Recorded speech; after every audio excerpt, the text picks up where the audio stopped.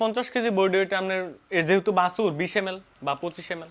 ওই দিন আমরা দেখছি তোমার ভিডিওতে যে এগুলাকে তুমি কৃমিনাশক ওষুধ দিতেছো বাচ্চাগুলোকে, জি জি। এগুলোকে কতদিন বয়সে কৃমিনাশক করলে ভালো হয়?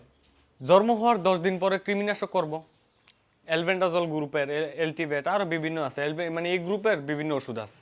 তো প্রতি এটা একটা একটা দিয়ে দিব, এরপর লিভার টনিক দিব, এরপর জিঙ্ক দিব। আচ্ছা 10 দিন পরে কতটুকু দিতে হবে? বাছুর তো অনেক ছোট। আমি একটা দেখাই, যেমন এটা 50 কেজি হইবে, হ্যাঁ 50 কেজির জন্য এই যে এখানে আমার একটা লিভার টনিক আছে। এটা কি ট্যাবলেট আর লিভার টনিকেরটা? জি জি, এটা হলো এটা লেখা না, এটা কি এটা অ্যালবেন্ডাজল গ্রুপের এলম্যাক্স? এলম্যাক্স।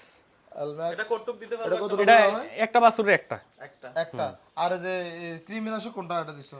কৃমিনাশক এটা। এটা আর হ্যাঁ, লিভারটা? লিভারটা যে কোনো লিভার টনিক, যেগুলো রেস্টোলিপ, মানে লিভার টনিকের যে কতটুকু দেওয়া কেমন। হবে? কোম্পানির যে কোনো হ্যাঁ, ভালো কোম্পানি। কতটুকু দেওয়া যায় পরিমাণটা?